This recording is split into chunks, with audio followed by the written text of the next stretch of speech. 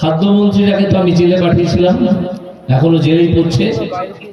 দুঃখিত, ওই শিক্ষামন্ত্রী পার্থ চ্যাটার্জিকে আমি জেলে পাঠিয়েছিলাম, এখনো জেলেই পড়ছে।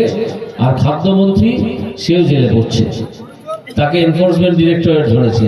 তার বিরুদ্ধে পুলিশে অভিযোগ জানানো সত্ত্বেও এই মমতা ব্যানার্জির পুলিশ তাকে ধরেনি। দিল্লি থেকে একটা দল, এনফোর্সমেন্ট ডিরেক্টরেট বলে তাদেরকে, সংক্ষেপে ইডি এসে ধরেছে, ধরে তাকে গ্রেপ্তার করে রেখে দিয়েছে। এরা এখন জেলের মাটিতে ঘোরাঘুরি খায়। যেমন এদের আর এক নেতা, তার নাম অনুব্রত, সে তিহার জেলে গড়াগড়ি খায়, তার মেয়েও গড়াগড়ি খায়। তো এই গড়াগড়ি খাওয়া এদের অভ্যাস হয়ে গেছে। এবং আপনারা জেনে রাখুন, ভোট পেটার কিছুদিনের মধ্যে এই ভাইপো এবং পিসি দুজনেই হয়তো গড়াগড়ি খাবে। এদের জেলের মাটিতে গড়াগড়ি খাওয়াই হচ্ছে ভবিষ্যৎ, এছাড়া আর তারা কিছু করতে পারে না। এইবার যখন খাদ্য কেলেঙ্কারির তদন্ত হচ্ছে, সেই খাদ্যমন্ত্রী জেলে, তখন সিবিআই এবং ইডি তদন্ত করতে পৌঁছে গেল সন্দেশখালী বলে একটা জায়গায়। সন্দেশখালীতে কি হয়েছিল তা আপনারা জানেন। এখানে বহু ভদ্রমহিলা বসে আছেন, আমি আর বিশদভাবে তার বর্ণনা দিচ্ছি না। আমরা সবাই জানি যে কিভাবে মেয়েদের ইজ্জত। তার নাম শাহজাহান কি করেছে এই প্রশ্ন করেছিলেন এই নির্লজ্জ মুখ্যমন্ত্রী মমতা ব্যানার্জি। কাদের মুখ্যমন্ত্রী? এই চোর, ছেঁচর, গাঁট কাটা, তোলাবাজ এদের মুখ্যমন্ত্রী। আপনার আমার মুখ্যমন্ত্রী নয়। এই মুখ্যমন্ত্রী হওয়ার কোনো যোগ্যতাই নেই। এই বিধানসভায় দাঁড়িয়ে প্রশ্ন করেছিল যে শাহজাহান কি করেছে, তাকে লুকিয়ে রেখে দিয়েছিল। শাহজাহান 57 বা 58 দিন পরে সেই এনফোর্সমেন্ট ডিরেক্টরের পুলিশের হাতে ধরা পড়ে। তারপর পুলিশ তাকে এনফোর্সমেন্ট ডিরেক্টরেটের হাতে তুলে দেয় হাইকোর্টের অর্ডার হওয়ার পরে। সেখান থেকে অনেক গল্প জানা গেছে।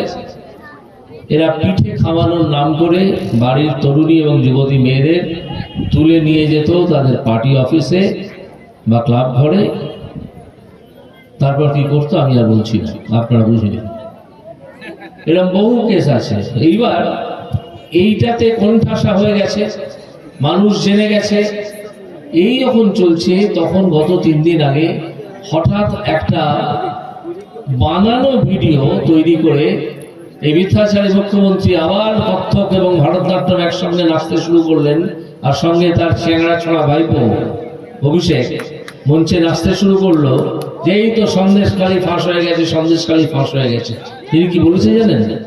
এটা আরো অপমানজনক। তিনি বলেছেন যে এই যে রেখা পাত্র তাকে 2000 টাকা দিয়ে কেনা যায়। আপনি চিন্তা করুন, এক ভদ্রমহিলা সম্বন্ধে এই মুখ্যমন্ত্রী বলছেন যে রেখা পাত্রকে নাকি 2000 টাকা দিয়ে কেনা যায়। আপনি রেট ঠিক করে দিচ্ছেন। আপনি তো যারা ধর্ষিতা হয় তাদের জন্য একটা রেট তৈরি করে দিয়েছেন। আপনি কি ধরনের পরিবার থেকে আসছেন, কে ছিল আপনার বাবা, কে ছিল আপনার মা, এটা আমি ঠিক বুঝতে পারি না। আপনি একজন মহিলাকে প্রকাশ্যে বলছেন 2000 টাকা রেট। আমরা তো এরকম কথা আপনার সম্বন্ধে কখনো বলি না। আপনাকে তো কেনা যায়, আপনাকেও তো কেনা যায়। আপনাকে তো বড় ব্যবসায়ীরা, এই খাদ্যের লোকেরা, চাকরির ছেলেরা টাকা দিয়ে কিনে নিয়েছে। আপনি তাদের রক্ষা করার জন্য সুপ্রিম কোর্টে ছোটেন।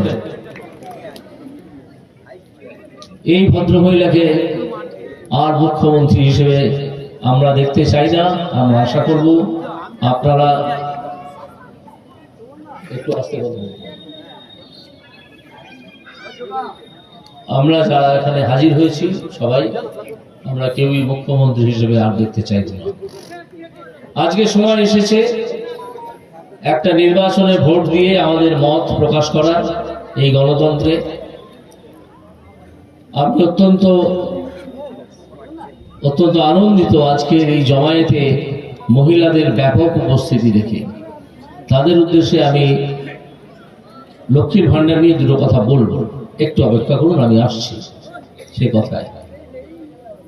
এই গণতান্ত্রিক পদ্ধতিতে আগামী 25 তারিখে ভোট দেওয়ার জন্য আমি আপনাদের কাছে আবেদন জানাচ্ছি বিজেপি প্রার্থীদের আর আপনারা জানেন এই তমলুক আসনে আমি বিজেপি প্রার্থী। আর একটা সামান্য দায়িত্ব আপনাদেরকে দিচ্ছি, আপনাদের যে আত্মীয় বন্ধু পরিচিত যারা এই জেলার বাইরে থাকেন বা অন্যান্য রাজ্যে থাকেন, তাদেরকে একটা ছোট ফোন কল করে, প্রায় তো আপনারা তাদের ভালো মন্দের খবর নিয়ে থাকেন, একটা ছোট ফোন কল করে তাদেরকে একটা অনুরোধ করবেন যে এবারের ভোটটা যেন বিজেপিকেই দেওয়া হয়, অনুরোধ করবেন। এবার তারা কি করবেন সেটা তাদের ব্যাপার। এই অনুরোধটুকুতেই অনেকটা কাজ হবে। তো এই তৃণমূল